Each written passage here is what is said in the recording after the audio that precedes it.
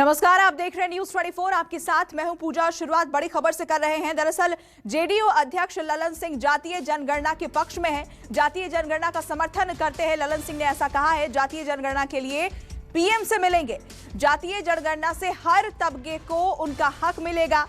News 24 से बात करते हुए उन्होंने कहा कि नीतीश कुमार ने बिहार में आधी आबादी को सशक्त करने का काम किया है। हमारे साथ जेडीयू के नए राष्ट्रीय अध्यक्ष ललन सिंह हैं, जो पार्टी के संसदीय दल के नेता भी हैं लोकसभा में। सर, नई पारी, नई उम्मीद है, राजनीति भी नया चैलेंजिंग है आपके लिए बिहार के जेडीयू को? कोई चैलेंजिंग नहीं है, बिहार जेडीयू में कोई चैलेंजिंग नहीं है। और जहाँ तक संगठन का काम है, पहले भी हम 5 साल वहाँ प्रदेश के अध्यक्ष रहे और उस समय चुनौतीपूर्ण था जब बिहार में अराजक स्थिति के बाद मुख्यमंत्री नीतीश कुमार जी ने सत्ता संभाली थी। उस समय चुनौती था, आज कोई चुनौती नहीं है। आज 15 - 15 वर्षों में नीतीश कुमार जी ने बिहार में इतना काम किया है कि अगर उनके कामों की चर्चा और हर घर तक पहुंचा दिया जाए, यही बहुत है। तो इसलिए आज कोई चुनौती नहीं है। चुनौती 2005 में था जब हम प्रदेश के अध्यक्ष बने। सर, एक सवाल था कि न्याय के साथ सामाजिक विकास जो मूल मंत्र है जेडीयू का, उसको कैसे आगे ले जाएं? क्योंकि अब लोकसभा विधानसभा तो हो गया है, लेकिन पार्टी आने वाले वक्त में खड़ा है। जेडीयू जैसा कहा जाता है जेडीयू को कि उतना संगठन मजबूत नहीं है, पूरे जिले में कार्यालय तक, इस तरीके की चुनौतियों की मैं बात। आपको गलत सूचना है। हमारा हर जिले में कार्यालय है, हमारा बूथ लेवल तक संगठन है। हाँ, एक बात जरूर है कि हमारी ये चाहत है कि समता पार्टी जब हम लोग 1994 में बनाए थे, उस समय से कई पुराने साथी हैं जो किसी कारण से सक्रिय नहीं हैं, घर बैठ गए हैं। उन सब लोगों को चिन्हित करके और उनको फिर से सक्रिय करना। अब उनका तो उम्र ज़्यादा हो गया, तो उनका परामर्श लेके, उनका सलाह लेके, उनको इन्वॉल्व करके नई पीढ़ी के लोगों को पार्टी की तरफ आकर्षित करना।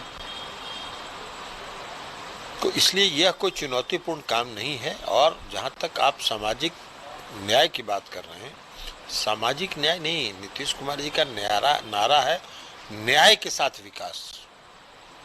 न्याय के साथ विकास का मतलब यह है कि समाज के हर तबके के साथ न्याय, और जो समाज में सबसे निचले पायदान पर है उसको विशेष अवसर देके समाज के मुख्य धारा में लाना। और समाज के मुख्य धारा में लाया जाएगा उनको, तभी स्वस्थ समाज बनेगा और विकसित समाज बनेगा, विकसित बिहार बनेगा।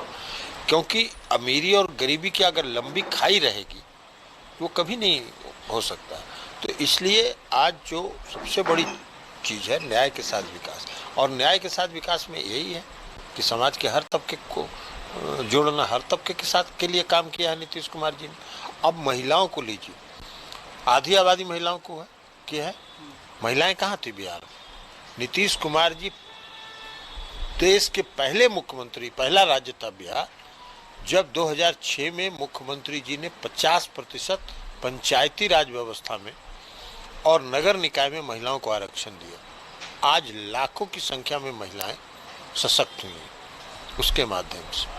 35% महिलाओं को सरकारी नौकरी में आरक्षण देना, यह भी इस देश का पहला राज्य बिहार था। मेडिकल और इंजीनियरिंग कॉलेज में महिलाओं को आरक्षण देना,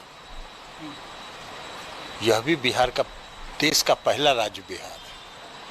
तो महिलाओं को सशक्त किया उन्होंने, 50% आबादी को। आज आप बिहार में किसी इलाके में चले जाइए तो आप देखिएगा कि सैकड़ों की संख्या में महिलाएं पुलिस के रूप में खड़ी है। ये किसका देना है? तो 50% जो आबादी है उसको सशक्त किया उन्होंने। जो अति पिछड़े वर्ग के लोग हैं उनको पहले अलग अलग जात में बांट के उनका वोट लिया जाता था। नीतीश कुमार जी ने उस अलग अलग जात को समाप्त करके उस पूरे समाज को अति पिछड़ा समाज के रूप में एकजुट किया।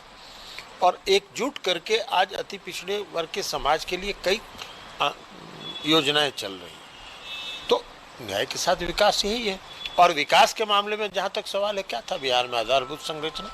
न सड़क थी, न बिजली थी, न कानून व्यवस्था था। आज नीतीश कुमार ने सब कुछ काम किया हुआ। तो इसलिए न्याय के साथ विकास का जो है वो तो है ही, उसकी चर्चा तो होती ही है, हर जगह चर्चा होती है। एक आखिरी राजनीतिक सवाल है सर, जब आपके अध्यक्ष को लेकर के प्रस्ताव पारित हुआ तो आप ही के कार्यकर्ता पूछ रहे थे कि बीजेपी और जेडीयू के बीच में जो सहमत का जो राजनीतिक मुद्दों के आधार पर, मसलन जातीय जनगणना को लेकर आपकी पार्टी पक्ष में है, बीजेपी खिलाफ में है, और भी ऐसे किसानों के मसले पर आप लोग साथ में, ओम प्रकाश चौटाला जी के साथ मुख्यमंत्री डिनर कर रहे हैं, तो इस तरीके के सवाल को लेकर के जब सहयोग से चला रहे हैं तो उसको सामंजस्य बिठाना, कोऑर्डिनेशन बिठाना भी ये चुनौती। इसमें कोई सामंजस्य की कमी का बात ही नहीं है। हम गठबंधन में हैं, हम राष्ट्रीय जनतांत्रिक गठबंधन में अगर हैं तो हम यह थोड़े है कि हम अपनी बात को समाप्त कर दिए हैं। हमने अपनी बात को समाप्त नहीं किया। हमारे भी कुछ नीति, हमारे कुछ सिद्धांत हैं और हमारा मानना है, हमारी पार्टी का मानना है कि जनगणना होनी चाहिए और जातीय जनगणना होनी चाहिए। आप बताइए, 1931 के बाद इस देश में जात आधारित जनगणना नहीं हुई है। तो एक बार कम से कम जात के आधार पर जनगणना हो जाएगी तो हर जात के लोग कौन कितनी संख्या में हैं ये पता चलेगा ना। और ये पता चलेगा तो राज्य सरकार हो या केंद्र सरकार हो, वो जब नीति बनाएगी तो उसको ध्यान में रख के बनाएगी। तो हर आदमी को जितना उनको हिस्सा मिलना चाहिए, हर समाज को हिस्सा मिलेगा। बीजेपी खिलाफ नहीं, बीजेपी की अपनी राय हो सकती है, लेकिन हमारी राय है। और हमने इसलिए संसदीय दल की कल बैठक करके हम लोगों ने प्रस्ताव किया, हम लोगों ने प्रधानमंत्री से समय मांगा, हम प्रधानमंत्री से मिलेंगे, हम कहेंगे कि ये 1931 के बाद क्यों नहीं हो रहा है जातीय जनगणना, आखिर क्या कारण है। 1931 में हुआ, अंग्रेजों के जमाने में हुआ और उसके बाद से आज तक नहीं हो रहा है।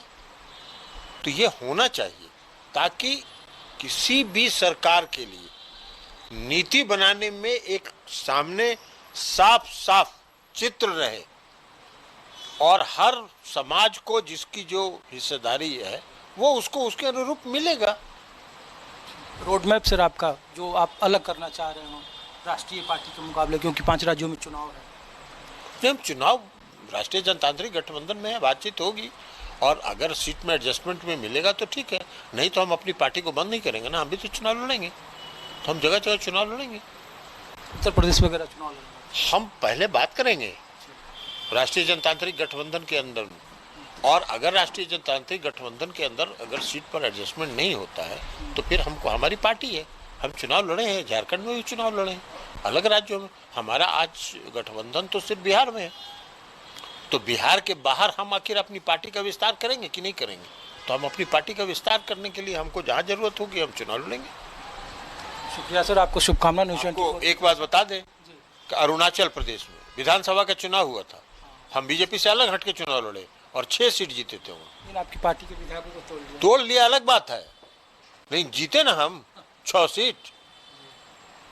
तोड़ लेना तो अलग बात है, तोड़ किसी को कोई तोड़े लेता है, जब तक मन नहीं हो तब तक कोई कहाँ जाता है, मन होगा तभी ना जाता है। लेकिन हम तो चुनाव जीते ना 6, हाँ अलग हट के चुनाव लड़े तब 6 जीते।